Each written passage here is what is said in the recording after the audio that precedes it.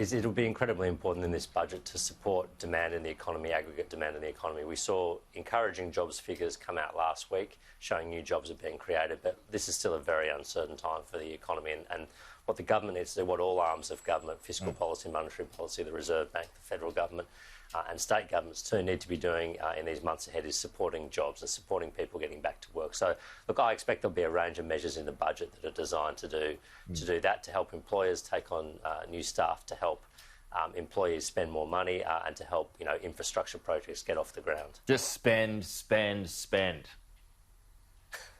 Well, look, I think we're all Keynesians now, Peter. I mean, this is an economic shock, a demand shock of the likes of which we haven't seen. I mean, the Australian economy has contracted about 7% in the last quarter, and look, across the world, the figures are significantly worse: 13% in New Zealand, 20% in the UK, about 10 to 12% in the US. So, look, in this sort of situation, if government doesn't spend as the spender of last resort, the economy won't get off, won't get off its back and back onto its feet. So this is a role for government and fiscal policy at this time. So, I mean, we're going into such huge deficit. Does it even matter, do you think, given what we've got to spend now to get things back on track, does it even matter how long it takes to get back into surplus?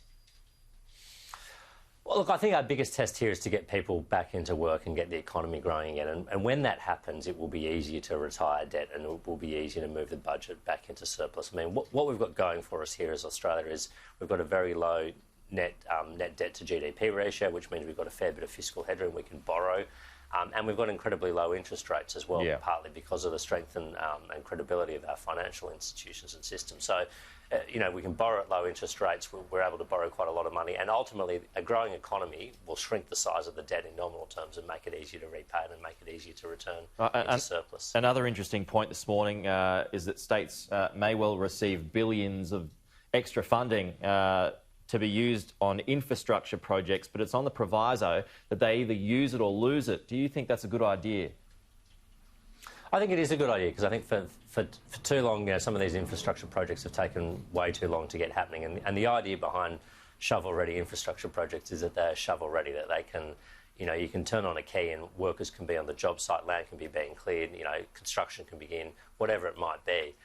So we want to get this fiscal stimulus into the economy as quickly as possible, so it makes sense to prioritise that allocation, if you like, to the projects that are ready to go first. So states should be incentivised to move quickly on this. I know New South Wales has got a lot of infrastructure projects in the pipeline that are already underway or ready to move to the next stage. I think they'd be a great candidate for some of this. Do you think it should be conditional in the sense that, some states happy to take federal money at the moment but still keep the borders closed? Do you think that they should have to open up the borders in return?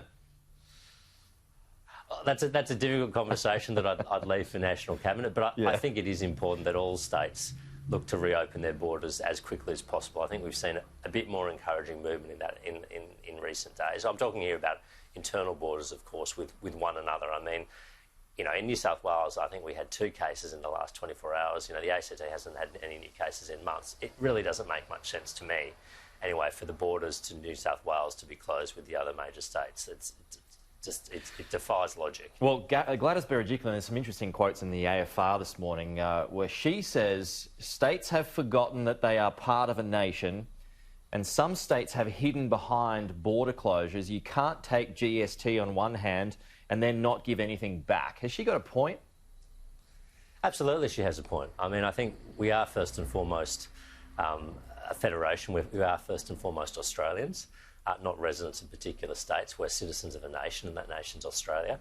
And our whole federal setup is designed to basically support one another in times of need. States don't collect their own taxes and spend their own taxes. They're not there. There's a huge amount of transfer payments that happen across state boundaries every year to make sure that all Australians have, equitable access to health and education, hospitals and schools, that, people in remote areas have equivalent services to people in urban areas. And that's why our nation is strong and it works well.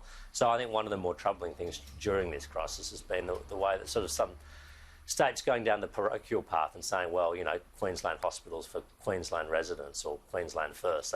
It doesn't serve their own citizens, their own state residents well, and it ultimately doesn't serve the nation well. Let's switch to energy. Dave, are you for a gas-led recovery?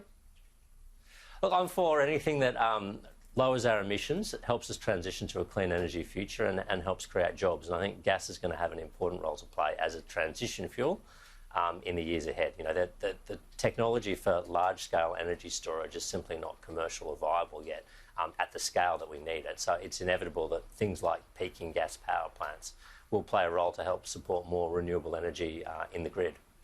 Would you be betting on hydrogen?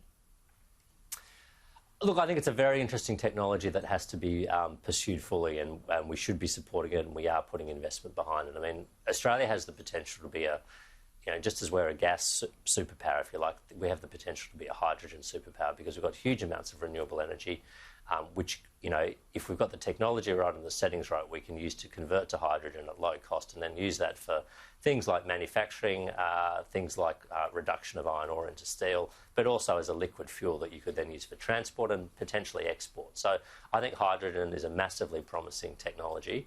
It could really be the key to the energy security we need in the future, and we should be supporting it. Are you disappointed at all that the Prime Minister hasn't committed firmly to net zero emissions by 2050? Well, I think what the Prime Minister said, and I share this, is that we're committed to net zero. The Paris Agreement commits us to net zero. We've got a roadmap to get there. What people are quibbling about here is the timing, and I'm much more comfortable with the idea that the pace of technology, the speed of technology, developments in technology will drive this pace as much as other things. I don't think it makes much sense to say, we're going to reach it in this particular year or that particular year. We've seen way too many promises of that nature committed around the world in these past 20 years, which lack credibility, lack substance, lack foundation.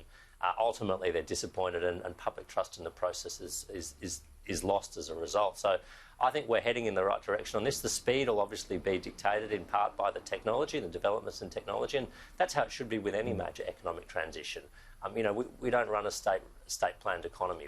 We run a free market economy where, market signals, technological development, investment decisions all help drive that pace. And it may well be that we can get to net zero quicker than what we hope, and it may well be that it takes a little bit longer. But the point is the destination is not contested here. Do you still think there's a place for coal, or do you think it's dying? I think coal will continue to play an important role in our energy future, but a diminishing role in that. And look, that's a natural transition. It neither needs to be applauded or mourned. It's just the nature of things. It's just economies transition from one fuel cycle or one fuel source to another. Before coal, we all burnt wood and forest by and large.